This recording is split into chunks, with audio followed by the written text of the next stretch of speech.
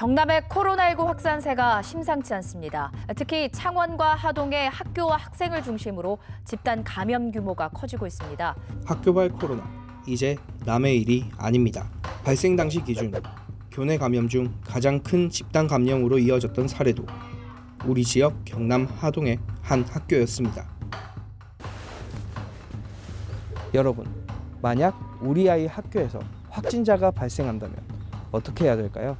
리얼리즈말 팀에서 조금 더 쉽게 정확한 정보를 드리기 위해 충분히 발생할 수 있는 상황을 가정해 대처 요령을 정리해봤습니다. 리얼리즈말 중학교 3학년 3반 A 학생은 지난 12월 4일 금요일 새벽 코로나 확진 판정을 받았습니다. 이 학생은 증상이 없어 전날인 12월 3일 목요일까지 학교에 출석했습니다. 그런데 12월 3일 목요일 어머니가 임상 증상이 있어 검사했는데 확진 판정을 받았고요. 다음날 새벽인 12월 4일 금요일 온 가족이 검사를 받은 결과 아버지와 A군은 확진 판정, 같은 학교를 다니고 있는 A군 동생은 음성 판정을 받았습니다. 이럴 경우 A 학생의 집에서는 어떻게 해야 하며 학교에서는 어떻게 해야 할까요? 한번 보시죠. 먼저 보건당국으로 확진자 통보를 받으면 해당 내용을 즉시 학교에 전합니다. 음성 판정을 받은 동생도 등교하지 않고 학교에 알려야 합니다. 확진자 발생 학교는 당일 원격 수업으로 전환됩니다. 이후 역학조사관이 학교를 방문해 조사를 합니다. 이동 수업, 동아리 활동, 급식소, 화장실, 학원 등 확진자 동선을 따라 접촉자와 동선 노출자를 조사합니다. 코로나 검사는 접촉자로 분류된 인원만 검사를 진행하며 접촉자의 접촉자는 증상이 없을 경우 검사를 진행하지 않습니다. 확진자인 A군의 동생은 음성 판정을 받아 자가격리 중인데요. A군 동생과 접촉한 학생들의 경우 접촉자의 접촉자이므로 증상이 없을 경우 검사하지 않습니다.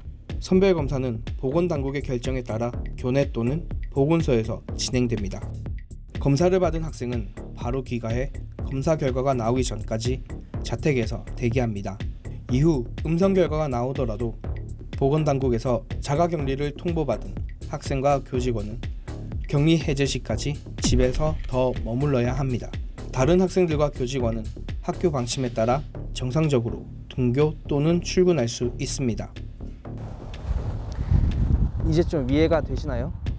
학교발 확진자와 관련돼 학부모들 사이에서 잘못된 정보가 공유되거나 확산되는 경우가 많았고 학부모들 입장에서 궁금해하는 점도 많았습니다.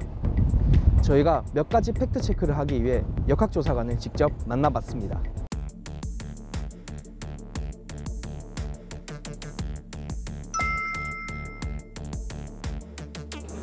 확진자의 신상을 무조건 지켜주는 게 저의 일단 기본 원칙입니다. 하지만 그런 선별 진료소를 차리고 그러는 과정에서 지역사회의 주민들은 다 알게 돼요. 어떤 경우에는 그냥 공개를 하자라고 나름대로의 가이드라인을 만들어 놨는데, 예를 들어서 학교에서 교내 전파가 이루어졌다. 그때부터는 이제 학교명 공개를 조금 논의를 하기 시작을 합니다.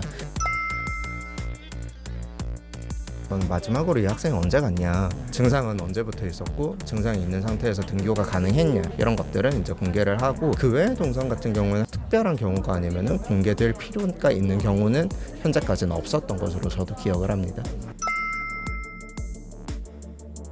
등교 중지죠. 교육부에서는 그래도 학교에서 학생들이 수업을 받기를 원하고, 저희는 학교라는 곳이 굉장히 고위험인 시설임을 인지를 하고 있기 때문에 결국 그 안에서 이제 조율을 할 수밖에.